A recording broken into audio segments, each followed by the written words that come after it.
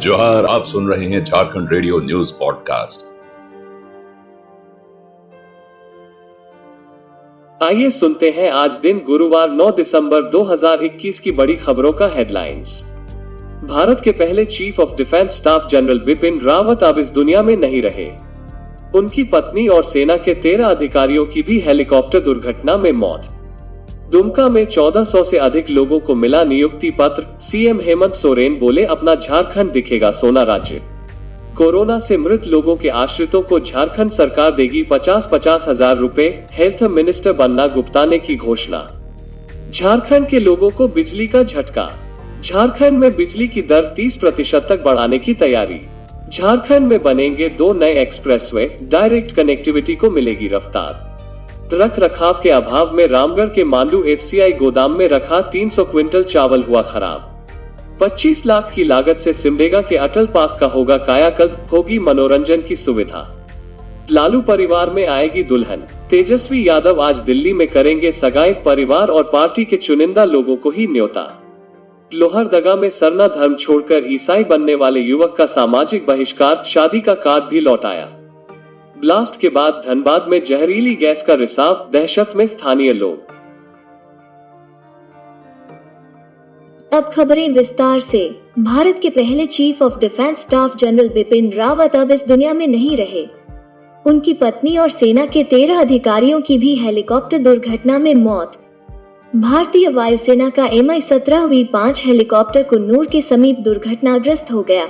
इस दुर्घटना में सीडीएस बिपिन रावत और उनकी पत्नी सहित हेलीकॉप्टर पर सवार 13 लोगों की मौत हो गई है। हेलीकॉप्टर में सीडीएस बिपिन रावत, उनकी पत्नी और कुल 14 लोग सवार थे। यह जानकारी वायुसेना से कर दी है। दुर्घटना में ग्रुप कैप्टन वरुण सिंह बुरी तरह से घायल हुए हैं और अभी उनका इलाज चल रहा है। Chief of defence staff general Bipin Rawat और उनकी पत्नी का अंतिम संस्कार शुक्रवार यानी 10 दिसंबर को दिल्ली छावनी में किया जाएगा। उनके पार्थिव शरीर को आज शाम तक एक सैन्य विमान से दिल्ली लाया जाएगा।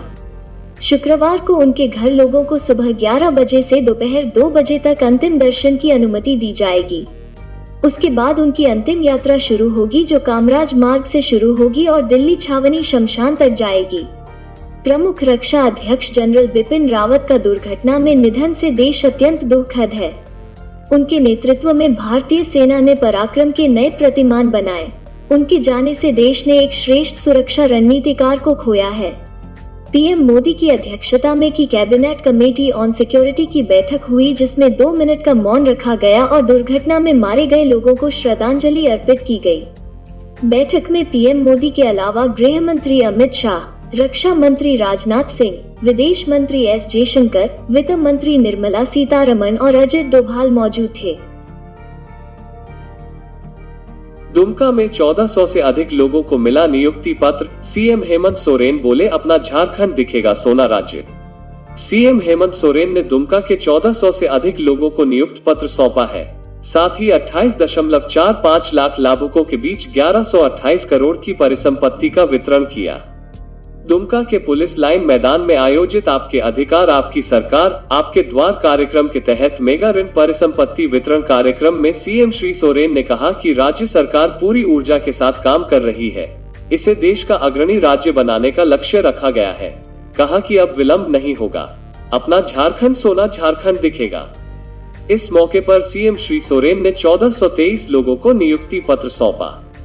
कहा कि आज सरकार जनता के दुख दर्द को दूर करते हुए उन तक जन कल्याण की योजनाओं को पहुंचाने का काम कर रही है। हम अभी पंचायत तक पहुंच रहे हैं, आगे और अंदर तक पहुंचेंगे। एक एक व्यक्ति तक पहुंचकर रोजगार से जोड़ने का भी काम करेंगे। कोरोना से मृत लोगों के आश्रितों को झारखंड सरकार देगी 50-50 हजार रुपए। हेल्थ मिनिस्टर बन्ना गुप्ता ने की घोषणा।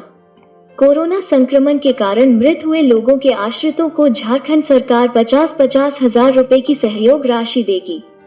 हेल्थ मिनिस्टर बन्ना गुप्ता ने इसकी घोषणा करते हुए कहा कि हेमंत सरकार जनता के सुख दुख में शामिल है।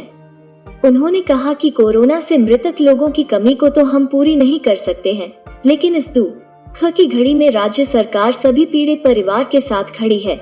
हेल्थ मिनिस्टर बन्ना गुप्ता ने कहा कि कोरोना संक्रमण के कारण मृत व्यक्तियों के परिजनों को राज्य आपदा प्रबंधन विभाग कोष से 50-50 हजार रुपए की अनुग्रह राशि दी जाएगी। इसके लिए राज्य के सभी डीसी को राशि वितरण सुनिश्चित करने का निर्देश दिया गया है। झारखंड के लोगों को बिजली का झटका।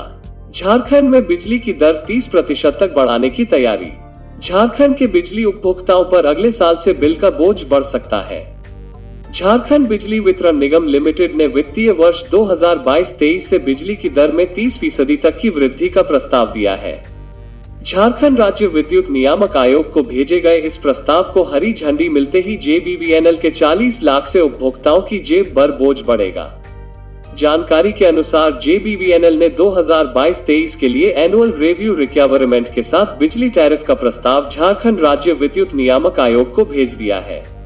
आयोग में अध्यक्ष के साथ दोनों सदस्यों का पद रिक्त होने के कारण प्रस्ताव पर आगे की कार्रवाई रुकी हुई है। इसी कारण से मौजूदा वित्तीय वर्ष में बिजली की दर में वृद्धि नहीं हो सकी, जबकि 2020-21 में कोरोना की मार के कारण बिजली की दर में बदलाव नहीं हुआ था। माना जा रहा है कि आयोग में अध्यक्ष और 2 सदस्यों के रिक्त पदों पर अगले माह नियुक्ति हो जाएगी और 2 वर्षों बाद JBVNL के उपभोक्ताओं पर बिजली की बढ़ी हुई दर की मार पड़ेगी। झारखंड में बनेंगे 2 नए एक्सप्रेसवे, डायरेक्ट कनेक्टिविटी को मिलेगी रफ्तार। भारतमाला परियोजना के तहत झारखंड में 2 नए एक्सप्रेसवे का निर्माण कराया जाएगा। पहली परियोजना ओडिशा के संबलपुर से रांची तक होगा। इसकी कुल लंबाई 146.2 किलोमीटर होगी। दूसरा छत्तीसगढ़ के रायपुर से गुमला रांची होते हुए धनबाद तक बनने वाली सड़क की कुल लंबाई करीब 700 किलोमीटर होगी। इसके अतिरिक्त एक रक्सौल हल्दिया एक्सप्रेसवे भी है, जो बिहार से चलकर झारखंड में प्रवेश कर पश्चिम बंगाल के हल्दिया तक जाएगा।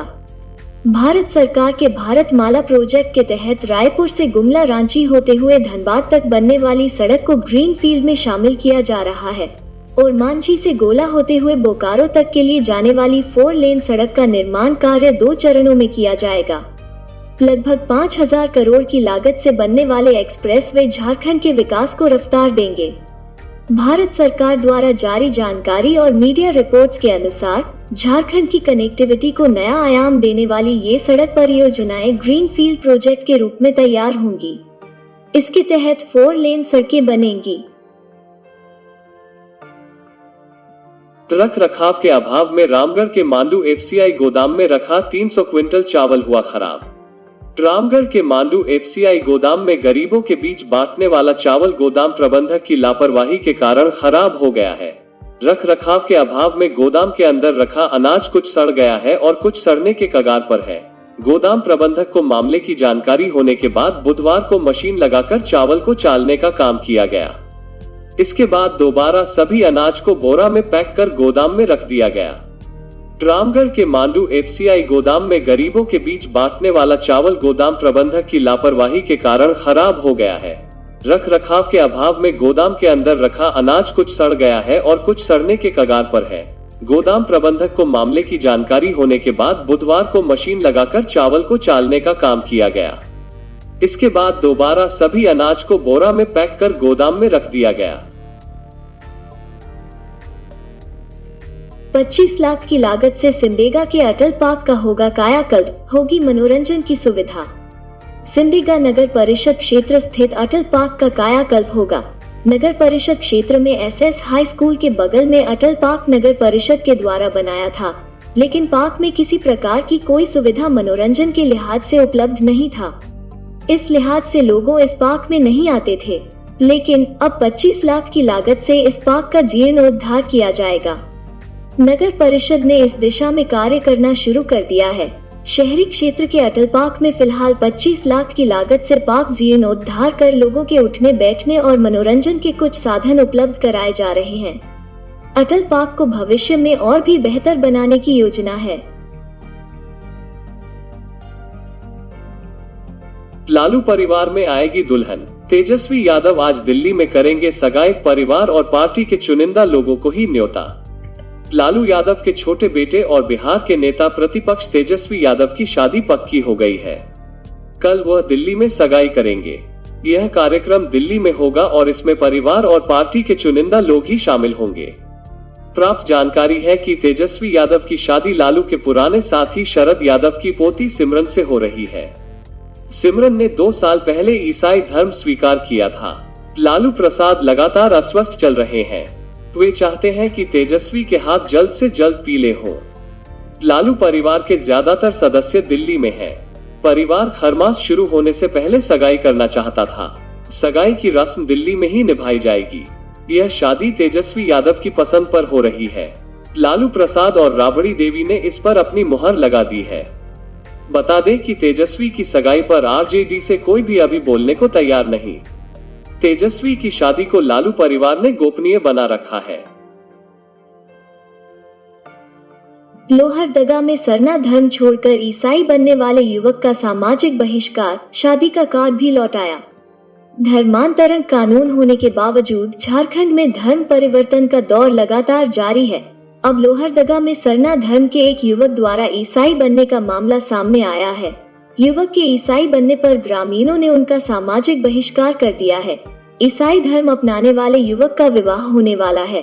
उन्होंने पूरे गांव में शादी का कार्ड बांटा था, लेकिन ग्रामीणों ने उनका बहिष्कार करते हुए कार्ड लौटा दिया। इस बाबत ग्राम सभा का आयोजन करके युवक और उनके परिवार के सामाजिक बहिष्कार करने का ऐलान किया गया। जानकारी के अनुसार धर्म परिवर्तन के बाद संबंधित परिवार के सामाजिक बहिष्कार का यह मामला लोहरदगा के रघुटोली का है। यहाँ सतीश टोप्पो नामक युवक ने सरना धर्म छोड़कर ईसाई धर्म अपना लिया। सतीश ने अपनी शादी का कार्ड गांव में बांटा था, जिस पर चर्च और क्रॉस का निशान था। इसे देखते ही ग्रामीण समझ गए कि सतीश सरना धर्म छोड़कर ईसाई बन गया है। इसके बाद सरना समाज के लोगों और ग्रामीणों ने मिलकर ग्राम समिति हरमुख रघुटोली द्वारा मंगलवार को ग्राम सभा का आयोजन किया गया। इसमें सतीश टोप्पो के बहिष्कार का फैसला किया गया। ग्रामीणों ने सतीश टोप्पो की शादी का कार्ड भी लौटा दिया। ब्लास्ट के बाद धनबाद में जहरीली गैस का रिसाव, दहशत में स्थानीय लोग। धनबाद जिले के सुदामडीह थाना क्षेत्र में स्थित Bharat Coking Coal Limited BCCL के भौरा EJ एरिया के ASP आउटसोर्सिंग के फायर पैच में हैवी ब्लास्टिंग की गई। इससे गोफ बन गया और जहरीली गैस का गुबार निकलने लगा। यह घटना बुधवार सुबह 7 बजे की है।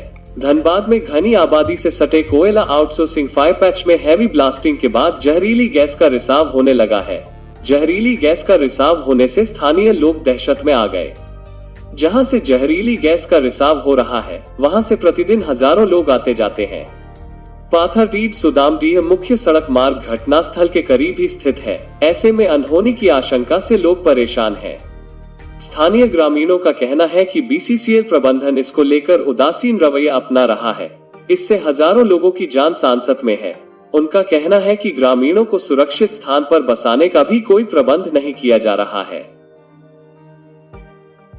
प्रतिदिन सुबह पूरे झारखंड का दिन भर का न्यूज एनालिसिस सुनने के लिए हमारा चैनल झारखंड रेडियो को अभी सब्सक्राइब करें और बेल आइकॉन जरूर दबाएं। धन्यवाद। पूरे झारखंड की हर खबर के लिए सुनते रहें झारखंड रेडियो न्यूज पॉडकास्ट।